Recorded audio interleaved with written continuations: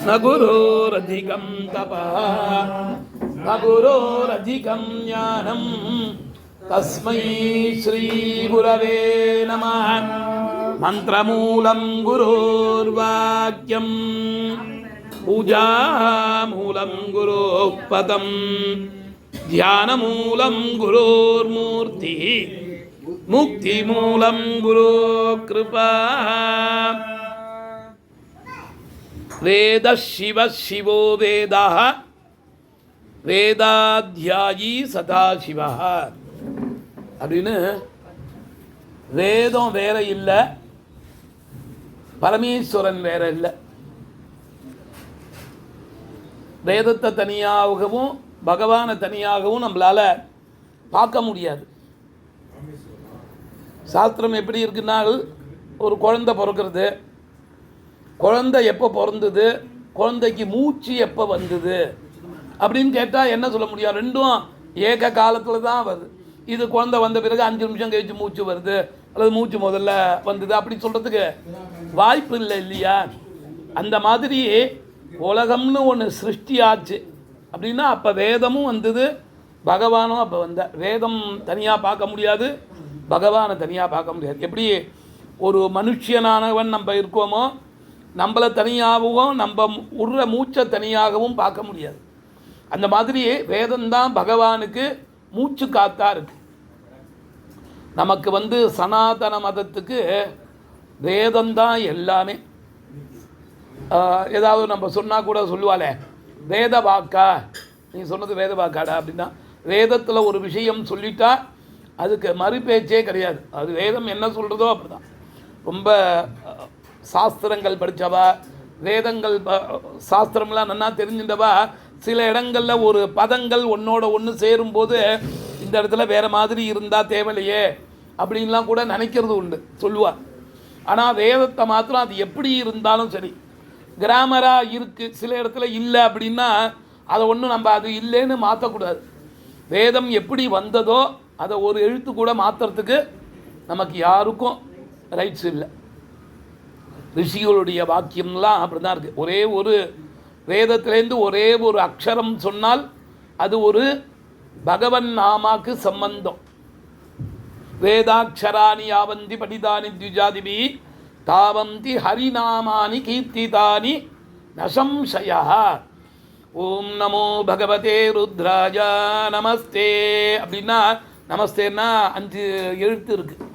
5 பகவன் நாமா சொன்னது. ஒரு ருத்ரம் சொன்னால் எத்தனை எழுத்து இருக்குன்னே நம்மளால் சொல்ல முடியாது. அத்தனை ஒவ்வொன்றுமே தாவந்தி ஹரிநாமானி நசம்சயா அப்படின்னு இருந்தால் போதும்.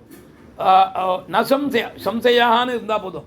நசம்சயான்னு சொல்கிறார் ருச்சிகள். கிஞ்சித்து கூட சந்தேகம் வேண்டாம் அப்படின்னு.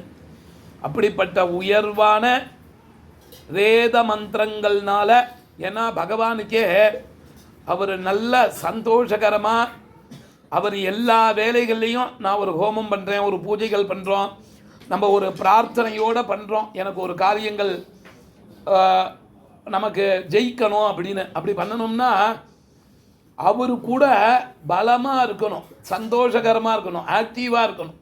சுவாமி எப்படின்னா, நமக்கு மூச்சு காற்று நன்னா இருந்தால் தான் நம்மளால் ஆக்டிவாக இருக்க முடியும், எல்லா வேலைகளையும் நம்மளால் செய்ய முடியும். இப்போ நம்ம இந்த கொரோனா வந்திருக்கும்போது முதல்ல அந்த மூச்சு உருவத்தை தான் போய் அது கொஞ்சம் சிரமப்படுத்துறது அந்த பாக்டீரியான்னா. அதுக்காக நமக்கு தெரிஞ்சு முன்னாடியே சிலிண்டர்லாம் புக் பண்ணி வச்சுருந்தவா இருக்கா. அது கிடைக்கலன்னு சொல்லி, எனக்கு வேணும்னா நான் ஏற்கனவே புக் பண்ணி வச்சுருந்தா ஏதாவது முடியாமல் போச்சுன்னா நமக்கு கொடுப்பான். அது முதல்ல நம்ம இருப்போம், அல்லது ஒரு 1000 பேருக்கு மேலே கீழே இருந்தால் எல்லாருக்கும் கொடுத்தது போகன்னா வரும். நம்ம அப்படியெல்லாம் பார்த்தோம். இப்போ கொஞ்சம் ஒரு 5-6 வருஷம் ஆகிட்டதுனால மறந்துடுத்து. எனக்கு என்னென்னா தெரிஞ்சு அந்த இதெல்லாம் அந்த காற்று நமக்கு ஆக்சிஜன் கொடுக்கறதுக்காகவே சிலிண்டர்லாம் தட்டுப்பாடு இருக்குதுன்னு சொன்னால், நமக்கு எப்படி மூச்சு காற்று இருந்தால் தான் நம்மளால் நன்னா வேலைகள் செய்ய முடியுமோ, அதே போல் பகவானுக்கே மூச்சு காற்று நன்னா இருந்தால் தான் பகவானாலேயே ஆக்டிவாக இருக்க முடியும். அதனால தான் வேத மந்திரம் சொல்ல சொல்ல தான் தெய்வங்களுக்கே அவளுடைய எல்லா சக்தியும் நமக்கு ஒரு அனுக்கிரகம் பண்ணணும்னா உடனே பண்ண முடியும். அவளுக்கே மூச்சு காற்று சரியா இல்லைன்னா அவளே. அதனால்தான் வேதங்கள் குறையக்கூடாது. நம்மளுடைய சனாதன மதம் த்விஜன்னு சொல்லக்கூடிய நம்ம எல்லாருக்கும் வேதம் ரொம்ப முக்கியமாக இருக்கு. வேதம் சொல்ல தான் பகவான் சந்தோஷகரமாக இருப்பார். நமக்கு என்ன வேணுமோ உடனே அவரால் அனுக்கிரகம் பண்ண முடியும். அதனால வேதத்தை தனியாகவோ இதையோ பார்க்க முடியாது. அதே போல் நமக்கு எல்லாம் பகவானே இருந்தாலும் யாராக இருந்தாலும் வேதத்துக்கு தான் எல்லாரும் நமஸ்காரம். ஏன்னா வேதங்களில் நம்ம அது கிருஷ்ணயஜுர் வேதமோ ரிக்வேதமோ சுக்லஜுர் எதாக இருந்தாலும் எல்லா பகவானுடைய மகா மந்திரங்கள் எல்லாம் வேதத்துக்குள்ளே அடக்கம். சமகம் அம்பாலை பற்றி சொல்கிறது, புருஷ சூக்தம் மகாவிஷ்ணுவை பற்றி சொல்கிறது, சாந்தி மந்திரங்கள், மிருத்யுஞ்சய மகாமந்திரம், எல்லா சுப்பிரமணிய சுவாமியை பற்றி சொல்ல எத்தனை தெய்வங்கள் இருக்கோ அத்தனை தெய்வங்களும் அந்த வேத மந்திரங்கள்னால சொல்லப்பட்டிருக்கு. அந்த வேத மந்திரங்கள்னால தான் நம்ம அவளை உபாசனை பண்ணுறோம். ஒரு மஞ்சள் பிள்ளையாரை மஞ்சளை பிடிச்சிட்டு வேத மந்திரங்களை சொல்லி அதில் ஆவாகனம் பண்ணால், தீர்த்தத்தில் வருணன் ஆவாகனம் பண்ணால் அந்த தேவத்தை அங்கே வரணுங்கிறது சாஸ்திரம் அவளுக்கு விதிக்கப்பட்டது. அதனால் அதில் ஒரு சக்தி வருது அப்படிங்கிற நம்பிக்கை நமக்கு இருக்குது. அந்த மாதிரி வேதத்தை தான் எல்லாரும் நமஸ்காரம் பண்ணுவோம். ஆனால் அந்த வேதமே நம்ம சாதாரணமாக வேத பாராயணங்களெல்லாம் ஆரம்பிக்கும் போது ஹரி ஓம் அப்படின்னு என்ன மந்திரமோ அந்த மந்திரத்தை ஆரம்பிச்சிடுவோம். ஆனால் ஸ்ரீருத்ரத்துக்கு மாத்திரம்தான் ஓம் நமோ பகவதே ருத்ராயா ஓம் அப்படின்னு சொல்லிட்டு ஆரம்பிக்கிறோம். பரமேஸ்வரனே உன்னுடைய கோபத்துக்கு நமஸ்காரம் அப்படின்னு வேதம் சொல்கிறது. பரமேஸ்வரனுக்கு 2 பேர், நிறையா பேர் இருக்கு. ஆசுதோஷி அப்படின்னு ஒரு பேர், ஆசு கோபி 2 பேர். சீக்கிரத்தில் சந்தோஷத்தை அடைபவன். நம்ம கேட்டால் சாதாரணமாக கேட்டால் சொல்லுவா, யார் உலகத்திலேயே ரொம்ப கோபக்காரா அப்படின்னா என்னுடைய மனைவி தான் சொல்லலாம், அல்லது அவ கணவன் சொல்லுவா. அதெல்லாம் நம்ம சொல்லிக்கலாம். உடனே சந்தோஷத்தை அடைபவன் பரமேஸ்வரன் தான். ஒரே ஒரு பில்வ தலம் அவர் தலையில் வச்சுட்டா போதும், கங்கா தீர்த்தம் ஒரு உத்தரணி விட்டுட்டா போதும், ஆனந்த தாண்டவத்துக்கு அளவே இல்லை. என்ன கேட்டாலும் கொடுக்கறதுக்கு ரெடி ஆகிடுவார். அதே போல் அவர்கிட்ட ஏதாவது தோஷங்கள் ஏற்பட்டதுனாலும் நம்ம அவருக்கு நமக்கு குலதெய்வமாக இருந்து நம்ம வழிபாடெல்லாம் பண்ணலைன்னால் கோபமும் ஆயிடுவார். ஆசு கோபி, சீக்கிரத்தில் கோபத்தை அடைபவன். 2மே அவருக்கு தான். நம்ம அவருக்கு பண்ண வேண்டியதை கிரமமாக பண்ணினால், அந்த பக்தியோடு பண்ணினால், ஒரே பத்திரம் புஷ்பம் பலம் தோயம் யோமே பக்தியா பிரைச்சி, கூடையே நான் பூ போடுறேன் அதெல்லாம் பால் தேன் அப்படிலாம் கேட்கல. ஒரே ஒரு உத்தரணி ஜலம், கங்கா ஜலம் அவர் தலையில் விட்டு ஒரு பில்வதலம், ஒரு பில்வதலம் வச்சா எத்தனையோ புண்ணியம், எத்தனையோ ஜென்மால பண்ணின தோஷங்கள் போகுதுங்கிற ஒரே ஒரு பில்வதலம் அது வச்சுட்டாலே போதும். அவ்வளோ சந்தோஷம். யார் கேட்டாலும் உடனே கொடுத்துட்டு அப்புறம் சிரமப்படுவார். ஒரு அசுரன் பத்மாசுரனுக்கு கொடுத்துட்டு, தெய்வங்கள் எப்படின்னா அனுகிரகம் பண்ணினா உடனே அவளால் மறைய முடியாது. அதனால் அவனுக்கு பஸ்மாசுரனுக்கு அவன் கேட்டான், யார் தலையில் வச்சாலும் பஸ்மா சரின்னார், உடனே அவர் தலையிலேயே வைக்க வந்துட்டான். ஆனால் அவர் உடனே மறைய முடியாது. அந்த தபஸ் பண்ணி அவள் பண்ணுறாளோ அதனால அந்த சக்தி அவளுக்கு கொஞ்சம் உண்டு. அதுக்கு ஒரு காலம் ஆகும்.